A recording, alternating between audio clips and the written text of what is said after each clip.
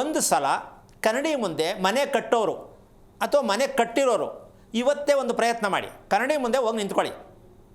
ಏನು, ನಿಮ್ಮ ದೇಹ ಯಾವ ಆಕೃತಿಯಲ್ಲಿದೆ, ನಿಮ್ಮ ದೇಹ ಯಾವ ಆಕೃತಿಯಲ್ಲಿದೆ ಅದನ್ನು ವರ್ಣನೆ ಮಾಡಿ ಹೇಳ್ಬಿಡ್ತೀನಿ. ಯಾವ ಆಕೃತಿ ಅಂದರೆ ಮನುಷ್ಯ ನಾನು ಅದೇ ಥರ ಇದ್ದೀನಿ.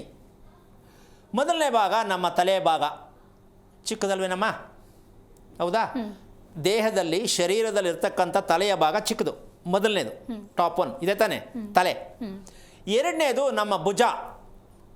ಈ ಭುಜಕ್ಕೆ ಮೀರಿ ನಮ್ಮ ದೇಹದಲ್ಲಿ ಅಗಲ ಭಾಗ ಯಾವುದೂ ಇಲ್ಲ, ಒಪ್ಕೋಬೋದಲ್ಲ? ಅಲ್ಲ, ವಿಕಾರವಾಗಿರೋರು ಇರುತ್ತೆ, ನನಗೆ ಗೊತ್ತಿಲ್ಲ. ವಿಕಾರ ಅಂದರೆ ಈ ಮಟ್ಟಿ ಕೆಳಗಡೆ ಸಿಕ್ಕಾಬಟ್ಟೆ ಬೆಳೆದ್ಬಿಟ್ಟಿದ್ರೆ ನಾನೇನು ಮಾಡೋಕ್ಕಾಗಲ್ಲ. ಅದಕ್ಕೆ ನಾವು ಪರ್ಸ್ನಾಲಿಟಿ ಅಂತ ಹೇಳಕ್ಕೆ ಬರಲ್ಲ, ಅಕಸ್ಮಾತಾಗಿ ಬೆಳ್ಕೊಂಬಿಟ್ಟಿರ್ತದೆ ಅಲ್ಲಮ್ಮ, ನಾವೇನು ಮಾಡೋಕ್ಕಾಗಲ್ಲ. ಸೊ ಆ ರೀತಿಯಾಗಿ ಅಕ್ಕಲ್ಲ. ಈಗ ನೀವು ನಾನಿರೋದು ಕರೆಕ್ಟಾಗಿದ್ದೀನಿ, ಪರ್ಸ್ನಾಲಿಟಿ ಸರಿಗಿದೆ ಅಂತಕ್ಕಂಥವ್ರು ಕನ್ನಡಿ ಮುಂದೆ ನಿಂತ್ಕೊಂಡು ನೋಡ್ಕೊಳ್ಳಿ. ನಿಮ್ಮ ಮನೆ ನಿಮ್ಮ ದೇಹದ ಆಕಾರಕ್ಕೆ ಹೊಂದುವಂಥ ರೀತಿಯಲ್ಲಿ ನೀವು ಮನೆ ಕಟ್ಟಿದರೆ ಅಪ್ರಾಣೆ ಇಲ್ಲ.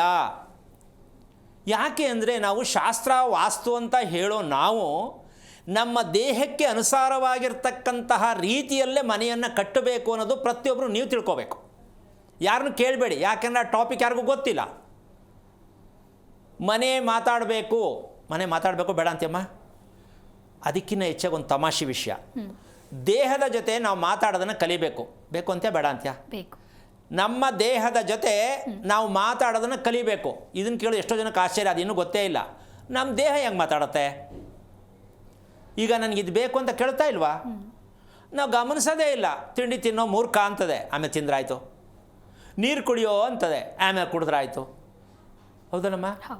ಅದನ್ನು ರಿಜೆಕ್ಟ್ ಮಾಡಿಬಿಡ್ತೀವಿ. ಹಂಗೆ ನೀವು ಮಾಡ್ಕೊಳೋದು ಏನಕ್ಕೆ ಅಂದರೆ, ಮೈನೋವು ಅಂತಕ್ಕಂತಹ ವಿಚಾರ ಹೆಂಗಸರಿಗೆ ಯಾರ ಮನೆಯಲ್ಲಿಲ್ಲಪ್ಪ. ಜ್ಞಾಪಕನೇ ಇಲ್ಲ ಅನ್ಕೋತೀನಿ, ನೀರೇ ಕುಡಿಯೋಕ್ಕಾಗಲ್ಲ, ಜ್ಞಾಪಕ ಬರಲ್ಲ. ಕೈಲೇ ಹಿಡ್ಕೊಂಡಿರ್ತೀನಿ, ನೀರು ಕುಡಿಯೋಕ್ಕೆ ಜ್ಞಾಪಕ ಬರಲ್ಲ. ಅಡುಗೆ ಮನೇಲಿ ನಿಂತ್ಕೊಂಡು ಪ್ರತಿಯೊಂದು ಜ್ಞಾಪಕ ಮಾಡ್ಕೊಂಡು ಇವತ್ತು ಚೆನ್ನಾಗಿ ಅಡುಗೆ ಮಾಡಬೇಕು ಅಂತೀನಿ, ಏನೋ ಒಂದು ಸ್ವಲ್ಪ ಜಾಸ್ತಿ ಆಗಿಬಿಡುತ್ತೆ. ಮನೇಲಿ ಚಿಲ್ಕ ಹಾಕದ್ನಾ ಅಂತ ಇನ್ನೊಂದು ಸಲ ಬೆಡ್ಡಲ್ಲಿ ಮಲಗಿದ್ದವ್ರು ಎದ್ದೋಗಿ ಚಿಲ್ಕ ಮುಟ್ಟು ನೋಡ್ಬಿಟ್ಟು ಮಲ್ಕೊಳ್ಳೋರು ಇದ್ದಾರೆ, ಹಾಕಿರ್ತಾರೆ. ಡೌಟು ನನಗೆ ಇನ್ನೊಂದು ಸಲ ನೋಡ್ಕೊಬತ್ತೀನಿ ತಾಳು. ಈ ರೀತಿಯಾಗಿರ್ತಕ್ಕಂತಹ ಕ್ರಿಯೆಗಳು ನಡೀತಕ್ಕಂಥ ಮನೆಯಲ್ಲಿ ಹೆಂಗಸರ ವಿಚಾರಕ್ಕೆ ವಿಚ್ಛೇದನ ಅಂತಕ್ಕಂಥದ್ದು ಅರ್ಥ ಏನು ಅಂದರೆ, ವಿಚ್ಛೇದನ ಏನಕ್ಕಾಗತ್ತೆ ಕಾರಣ ಕೇಳಿದ್ರೆ ಒಂದೇ ಲೈನಲ್ಲಿ ಹೇಳ್ಬೋದು, ಸುಖವನ್ನು ಬಯಸುವವರಿಗೆ ವಿಚ್ಛೇದನ ಕಟ್ಟಿಟ್ಟ ಬುತ್ತಿ. ಅದು ಗಂಡಸು ಹೌದು ಹೆಂಗಸು ಹೌದು. ಮದುವೆ ಮಾಡ್ಕೊಳ್ಳೋದೇನಕ್ಕೆ? ಸುಖ ಬೆಳಕ್ಕೆ ಅಂತ ಹೇಳ್ಬಿಟ್ಟಿರ್ತಾರೆ ಅಪ್ಪ ಅಮ್ಮಂದಿರು.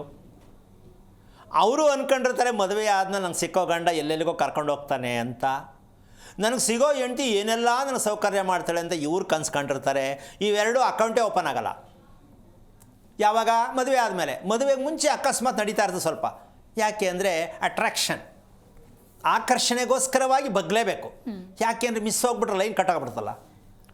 ಸೊ ಹಾಗಾಗಿ ಮದುವೆ ಆದವರು ಅಥವಾ ಮದುವೆ ಆಗಿ ಫಿಕ್ಸ್ ಆಗಿ ಕಟ್ಟಾಗೋದು ಇವೆಲ್ಲವೂ ಕೂಡ ನಿಮ್ಮ ಮನೆಯ ಆಕಾರದಿಂದಲೇ